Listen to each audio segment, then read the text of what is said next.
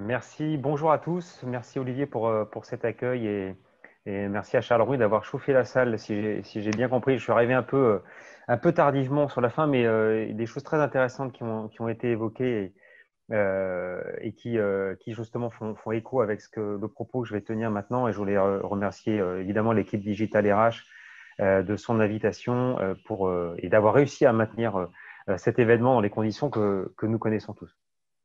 Alors en fait, ce que je voudrais partager aussi ici, c'est aussi une expérience que j'ai pu avoir à la fois en tant qu'ancien patron d'équipe de consultant quand j'étais chez Bearing Point et aussi en tant que patron d'équipe dans une startup. Donc dans les deux cas, j'ai été amené à, euh, à recruter des talents et ça passe par une phase de séduction, bien évidemment. Et ce que tu évoquais, Olivier, à l'instant, va bien dans ce sens-là.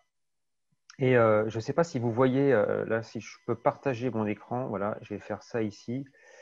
Voilà, et je vais partager. Est-ce que vous voyez mon écran? Oui, absolument. Nous voyons. Parfait. OK. Génial. Génial. Donc ça, c'est génial. Donc du coup, en fait, la question que je me suis posée, c'est comment finalement on arrive à effectivement attirer ces talents. Et là, et tu parlais de marque employeur. Je vais plus m'intéresser justement à comment, dans un monde digital, on arrive à donner corps à cette marque employeur de sorte à justement faire venir les talents qui nous intéressent. Et pour ça, en fait, il se trouve que, donc, comme je le disais, dans mon expérience, j'ai été amené à recruter des candidats. Dans un cas avec une marque employeur qui était très forte, hein, Bearing Point, gros cabinet de conseil, très installé. Donc, il n'y avait pas beaucoup d'efforts à faire quelque part en tant qu'opérationnel pour bénéficier de cette marque et justement avoir un flux de CV important. Dans l'autre cas, c'était très différent puisque c'était dans une start-up, marque naissante, donc là qui avait une notoriété quasi nulle, donc à part sur quelques profils très, très pointus. Donc, arriver à sortir du lot, c'était pas si simple. Et en Vous fait, je me pouvez suis. mettre en plein écran là, qu'on puisse un peu Pardon? voir? Est-ce que vous pouvez mettre en plein écran en fait? Parce qu'on Je suis voit. en plein écran. On voit Voilà, quoi là? voilà, là c'est parfait. Ah, d'accord. Alors attendez, quand je fais ça, on voit pas.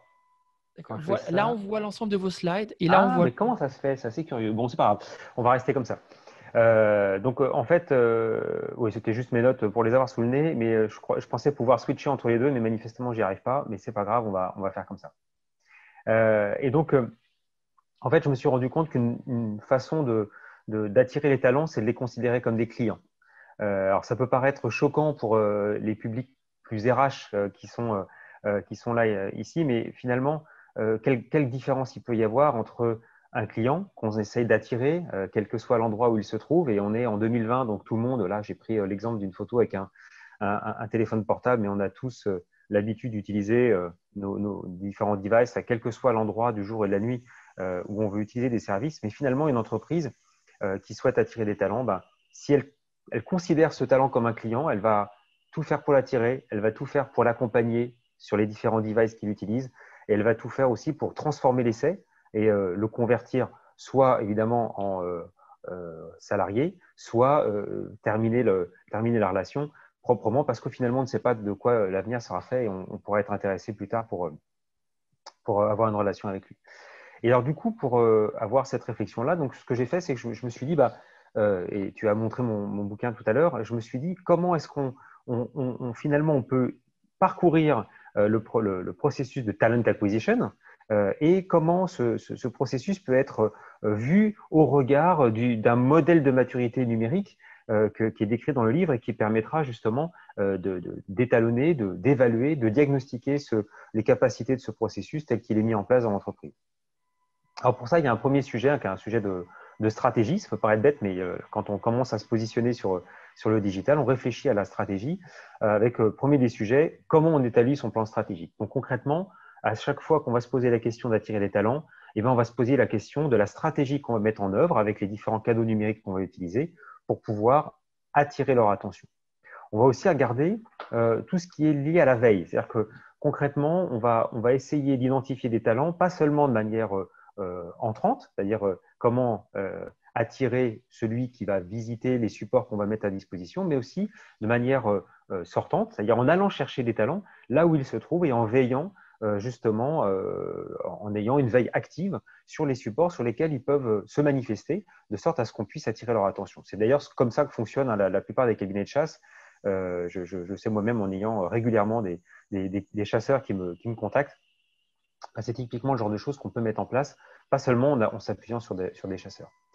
Troisième sujet, veiller à son e-réputation. Donc ça, c'est un point très important. Un candidat aujourd'hui, avant d'être en contact avec l'entreprise, même si la RH a fait des efforts pour être présente, elle va aussi, ce candidat, il va aussi regarder plus généralement la e-réputation de l'entreprise et regarder à tous les niveaux. Donc ça veut dire qu'il y a une réputation de marque, une réputation de produit, de marché, mais il y a aussi une réputation des individus qui la composent.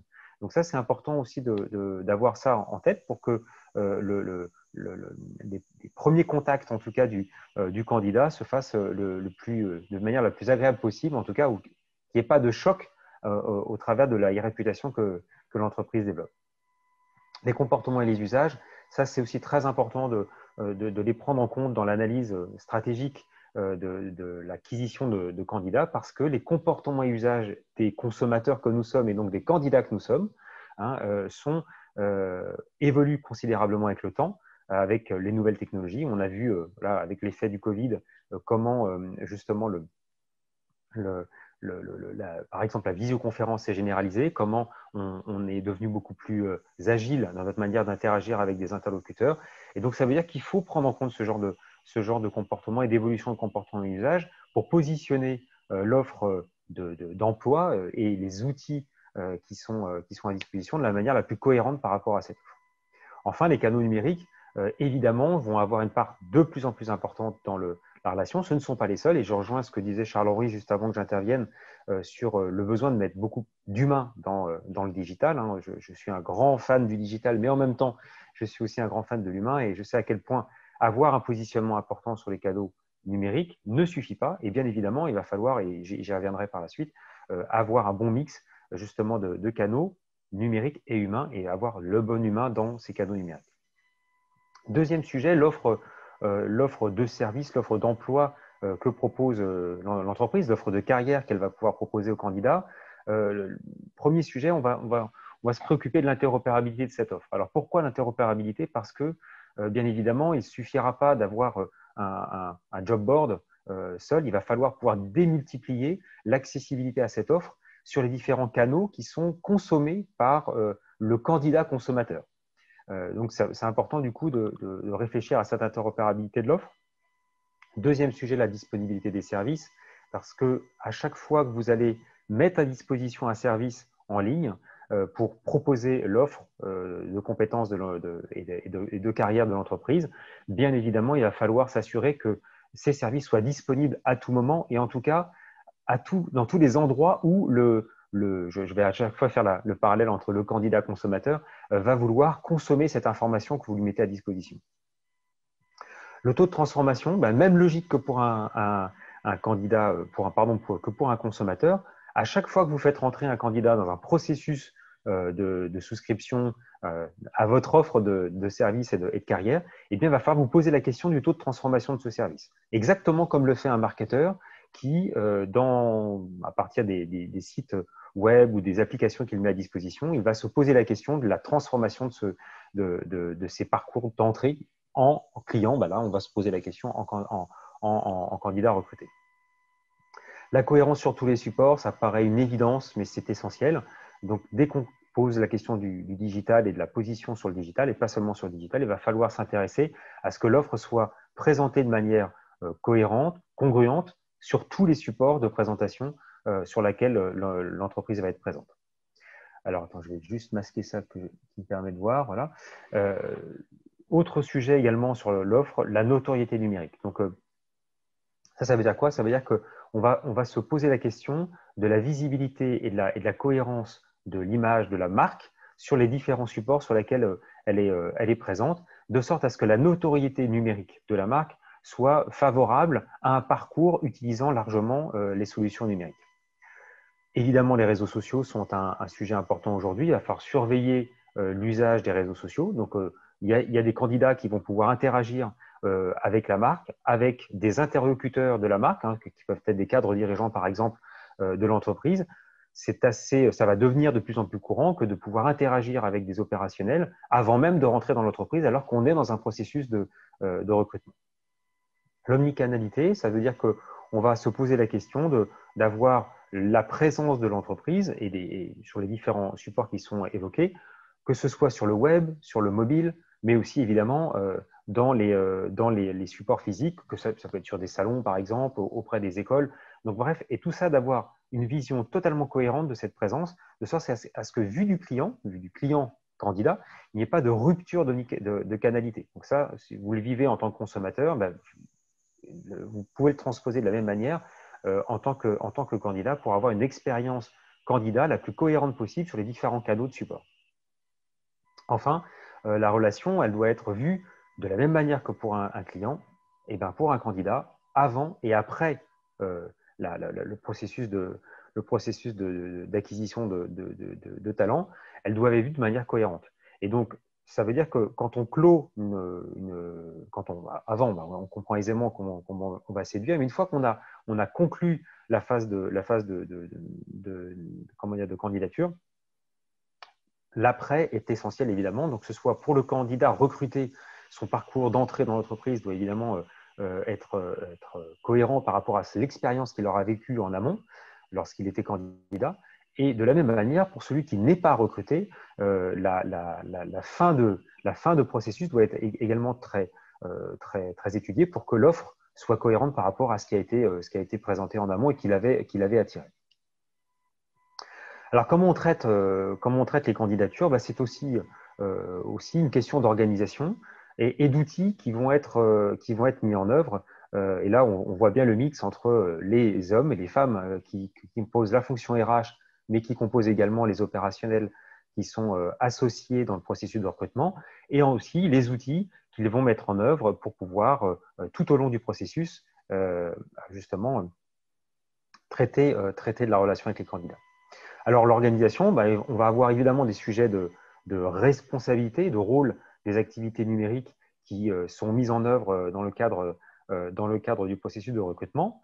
On va retrouver pour ça des chartes d'utilisation qui sont très importantes à mettre en place pour s'assurer que justement tous les opérationnels de l'entreprise qui sont impliqués, et ce n'est pas seulement les opérationnels de la fonction RH, mais en tout cas ont tous les outils et les réflexes pour collaborer avec les candidats de manière la plus professionnelle possible, de la même manière que, par exemple, dans la relation client, on utilise des chartes de collaboration pour que la relation soit la plus correcte possible, en tout cas avec le client. On va s'assurer aussi que l'ensemble des outils sont bien appropriés dans l'organisation.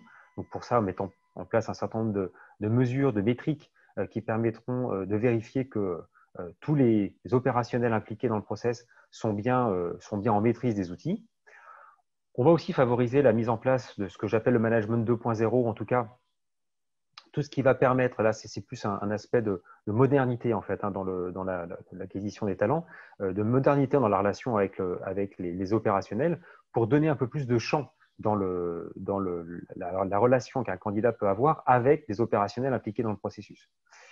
On va aussi regarder et favoriser les aspects de culture collaborative, tout simplement parce que dans un monde où les candidats sont de plus en plus polymorphes dans leur expérience, on va s'assurer qu'à l'intérieur de l'entreprise, la relation interpersonnelle soit la plus fluide possible, notamment pour qu'un candidat qui va parcourir, alors ça c'est très vrai pour les grandes entreprises, mais ça peut être le cas aussi pour des ETI, quand on va pouvoir parcourir un processus avec plusieurs interlocuteurs, on va favoriser la relation et la collaboration autour du candidat, autour de cette candidature. Et en aval, on va s'intéresser aussi à la collaboration, justement, une fois que le candidat est recruté, pour que l'accueil soit le plus fluide possible et le plus cohérent par rapport à l'expérience qui aura été vécue en amont.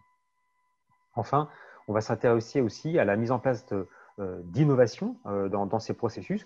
Et pour ça, on va mettre en place tout ce qui va permettre de collecter de bonnes idées qui peuvent venir des collaborateurs et qui vont aider à la mise en place d'outils et de services ou de manières d'être qui vont être intéressants pour justement ce processus de recrutement. Du point de vue du personnel, on va s'intéresser bien évidemment à la maîtrise des outils par l'ensemble des collaborateurs impliqués dans dans le processus de recrutement.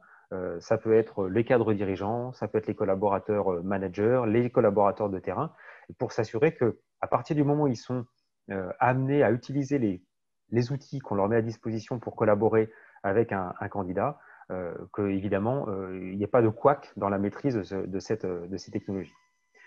On va aussi s'assurer que la formation à ces outils et l'éthique qui est mise en œuvre soit la plus à l'état de l'art possible pour que tout soit respecté à tout moment de l'interaction. On va favoriser aussi la mise en place d'une culture d'entreprise, en tout cas, et on va s'assurer que cette culture d'entreprise percole à toutes les étapes du processus pour que le candidat se sente tout de suite en adéquation avec cette culture. On va favoriser aussi le partage et la continuité de relations. C'est ce que j'évoquais tout à l'heure d'un point de vue organisationnel, mais d'un point de vue personnel, tous les collaborateurs impliqués dans les processus doivent être en état de partager toutes les étapes du process pour que, vu du client, du candidat, le lapsus révélateur, la perception de la continuité soit totale avec la marque qui l'accueille. L'ensemble des contributions des collaborateurs va aussi être regardé. Donc là, on va s'intéresser à ce que le collaborateur qui est impliqué dans un processus de recrutement met en place pour assurer la visibilité de la marque, autant en tant qu'employeur, à l'extérieur comme à l'intérieur de l'entreprise. Alors, à l'intérieur de l'entreprise, on comprend aisément qu'il va s'agir d'être en interaction avec ses collègues, par exemple de la fonction RH, si on est dans un poste opérationnel, pour avoir une bonne collaboration entre les uns et les autres de manière continue, mais aussi à l'extérieur pour donner de la visibilité aux travaux, à la culture, à l'ensemble de ce qui fait la vie de l'entreprise au travers d'un certain nombre de supports auxquels le candidat va pouvoir avoir accès pour qu'il puisse appréhender justement dans les premiers temps de son intérêt pour l'entreprise l'ensemble de ce qui se passe à l'intérieur, évidemment dans le respect de l'éthique que j'évoquais tout à l'heure. Enfin, sur le plan personnel, on va s'intéresser à fiabiliser le parcours avant et après le recrutement en impliquant l'ensemble des collaborateurs et en s'assurant que justement à la fois les outils mais aussi le comportement soient respectueux de la culture de l'entreprise et d'éthique qu'elle met en place. Du point de vue des technologies, donc il y a tout un tas de solutions technologiques qui sont mises en place, mais ce qui va être intéressant, c'est que pour les choisir, on va, pour être moderne et favoriser comme je disais tout à l'heure quand je parlais de l'offre, la disponibilité de l'offre la plus largement possible, on va privilégier des solutions qui vont mettre en œuvre les notions d'open data et d'API qui vont permettre de très facilement distribuer l'offre au plus grand nombre, utiliser des solutions dans le cloud. Pourquoi? Parce que simplement, c'est celles qui sont les plus sécurisées et qui sont aussi les plus faciles d'accès pour le plus grand nombre. Donc, on va favoriser justement ce genre de solutions. Pour les entreprises qui sont présentes et qui ont de gros débits ou de gros volumes de traitement à assurer, vous pouvez regarder ce qui se fait du point de vue du RPA. Donc, pour ceux qui ne connaissent pas cet acronyme, c'est tout ce qui est robotisation de processus. Et donc là, il va y avoir des solutions très intéressantes qui vont permettre d'automatiser un certain nombre de tâches dans le parcours du collaborateur et surtout dans le parcours du candidat et surtout de donner la main au collaborateur au bon moment pour que toutes les tâches automatisables soient avec cohérence en perception par le candidat et que le collaborateur puisse intervenir en mettant l'humain au bon niveau justement dans ce processus de recrutement. Il va bien sûr falloir faire attention à l'universalité des solutions, tout simplement parce que vous allez vouloir que votre candidat puisse utiliser les contenus et les services descriptifs des offres d'emploi, descriptifs de l'expérience qu'il pourra vivre au sein de l'entreprise de la manière la plus accessible au travers de son PC, de son Mac s'il a un Mac, de son téléphone portable, pourquoi pas. Donc ça, c'est très important que dans votre choix, vous fassiez très attention à ces aspects d'universalité, que vous n'hésitiez pas à challenger vos fournisseurs pour que, par exemple, les solutions soient responsives, ce genre de choses, pour que votre candidat client puisse avoir une expérience au travers des devices, des services que vous lui proposez, la plus agréable au travers des devices qu'il utilise. En termes d'accessibilité, même logique, on va regarder tout ce qui favorise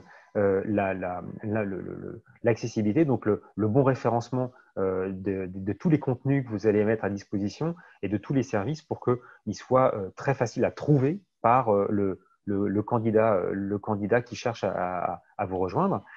En termes de visibilité, même logique. Donc là, on va s'intéresser à ce que tout ce qui est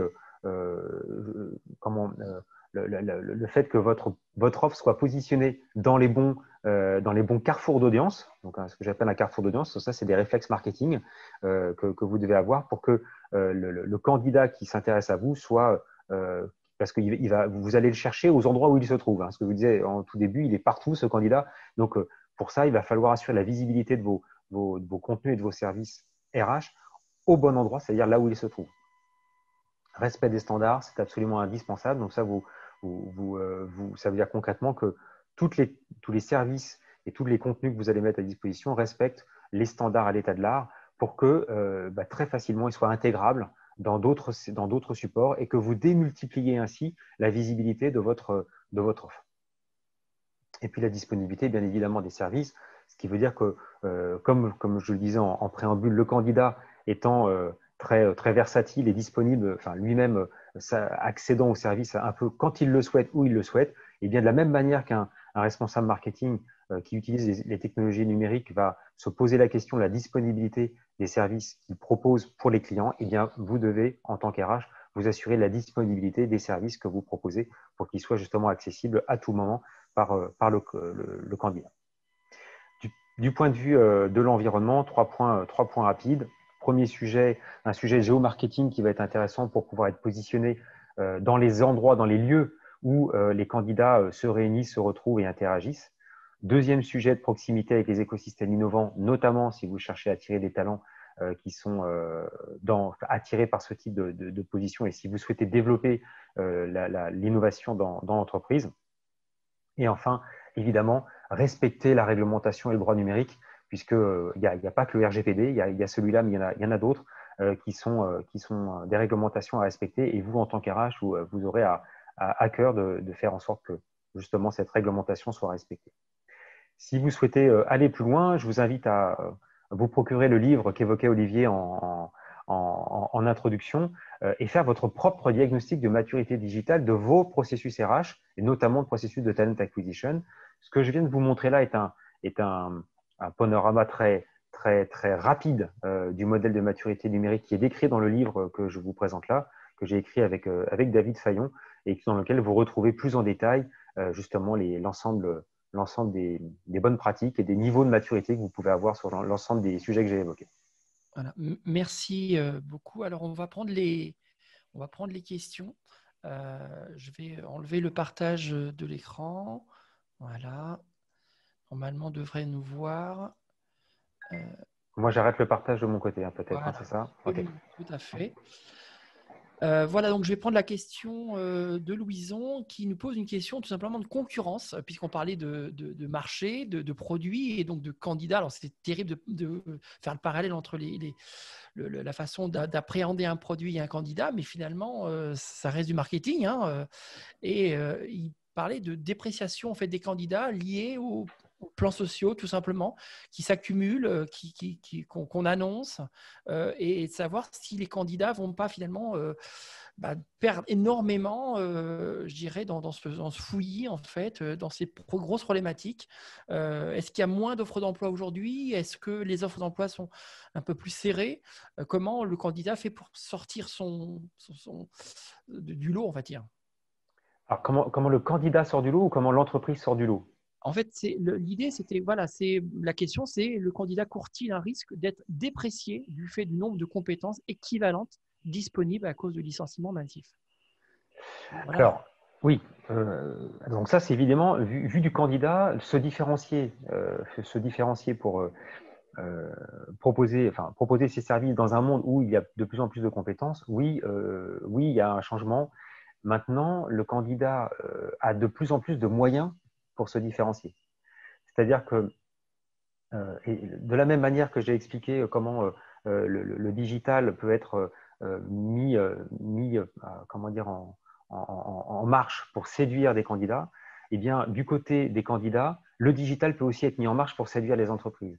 Et donc, dans un monde où il y a de plus en plus de compétences disponibles, on a aussi de plus en plus de moyens avec le numérique pour pouvoir mettre en avant son savoir-faire et justement se différencier. Et donc, je donnais le cas tout à l'heure j'expliquais comment les collaborateurs, les cadres vont pouvoir intervenir et donner de la visibilité sur ce qui se passe dans l'entreprise. Voilà. Mais de la même manière, si le candidat au recrutement se différencie, ne serait-ce qu'en interagissant avec des opérationnels, il attire l'attention des collaborateurs et donc il est plus facile pour lui de rentrer dans une mécanique de recrutement. Donc oui, c'est plus difficile, mais en même temps, il y a plus d'opportunités de se différencier. D'accord. Alors, on a une autre question par Louison. Il nous demande, les réputations ne va-t-elle pas encore accentuer l'employabilité du candidat en poste à jour des usages plutôt que ceux en demande?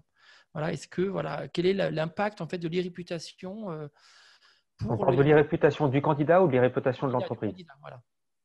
Alors, le candidat en poste, il bénéficie de la réputation de l'entreprise dans laquelle il est. Alors, ça, c'est voilà. Le candidat qui n'a pas de poste, il a sa propre réputation qu'il peut créer. Et encore une fois, en 2020, on n'a jamais eu autant de moyens disponibles pour exister autrement que par son simple CV envoyé dans une boîte aux lettres. Il n'y a pas si longtemps que ça. Il faut se rendre compte, hein, je ne sais pas quel âge a Louison, mais moi j'ai 49 ans cette année et j'ai commencé ma carrière en envoyant des courriers avec mon CV et une lettre de motivation et j'en ai fait des centaines comme ça pour positionner ma candidature à des entreprises. Aujourd'hui, j'ai LinkedIn, j'ai mon blog, j'ai mon compte Twitter. J'ai une capacité de prise de parole qui est absolument colossale par rapport à ce qu'elle était, ne serait-ce qu'il y a 30 ans. Et donc, oui, il y a comment dire, un risque, je ne me souviens plus exactement de réputation, mais en même temps, on n'a jamais eu autant l'opportunité de le développer. La question de Louison, si je la comprends, c'est de se dire, voilà, quand on est en poste, on a une employabilité forcément meilleure que celui qui n'est pas en poste. Je ne sais pas. Je ne sais pas pourquoi. Je ne sais pas pourquoi. Celui qui n'est pas en poste, il a une grande qualité, c'est qu'il est disponible tout de suite. Oui, voilà, absolument. Ah oui, Celui qui est absolument. en poste, il a son préavis à gérer, voilà. La seule grande qualité, effectivement. Absolument. Ah, ce n'est pas la seule grande qualité. Ce n'est pas parce qu'il est plus en poste que pour autant, il n'a pas des compétences à offrir à l'entreprise et qu'il Absolument. n'a pas une valeur à apporter à l'entreprise. Donc, c'est plus un regard du RH qui pourrait se dire, bah, finalement, si j'ai un recrutement à faire et qu'on est pressé, qu'on a besoin de compétences, moi, j'aurais tendance à faire plus confiance à quelqu'un qui va pouvoir me rejoindre tout de suite que quelqu'un qui va me rejoindre dans 3 mois. Pendant 3 mois, il se passe plein de choses dans sa vie. Il peut très bien annuler une candidature. Enfin, vous voyez, je ne C'est suis une pas vraie sûr chance. que… Voilà, c'est une vraie chance aujourd'hui pour les entreprises qui ont Bien sûr, besoin de recruter des talents parce que les talents arrivent en fait. Malheureusement, mais je dirais, le bonheur des uns fait le malheur des autres. Ou le malheur des uns, voilà, il se passe des choses. Il y a des vases communicants qui se font entre les entreprises inévitablement. je crois que là, il y a un mot qui m'a attiré dans ta phrase, c'est malheureusement. Je crois que c'est l'inverse qu'il faut faire. Oui, il y a un aspect sociétal, mais heureusement, on a des opportunités. Heureusement, il y a des entreprises qui ont besoin de recruter et on a le choix. On a le choix de se positionner, on a le choix de se montrer, on a le choix de sortir de chez soi, pas seulement physiquement, parce que c'est compliqué avec le masque aujourd'hui, mais aussi digitalement et d'exister digitalement. Voilà. Ben, merci beaucoup, Michael. On Merci arrive Olivier. à la fin de cette intervention. Voilà, on va maintenant accueillir Louison. Peut-être un mot de la fin, voilà, je ne sais pas, pour conclure un peu. D'un mot de Oui, la fin de ouais. ma part. Alors, moi, je vous invite vraiment, encore une fois, je vais faire ma petite pub, mais lisez le bouquin. Ça va vous donner un éclairage, surtout si vous êtes dans les fonctions RH.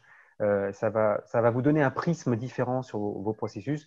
Et vous verrez, il y a en particulier ce que j'appelle le levier personnel qui donne, si on prend plus généralement maintenant, au-delà du processus de talent acquisition que j'ai parcouru ce matin, de regarder la digitalisation de l'entreprise, comment elle se positionne.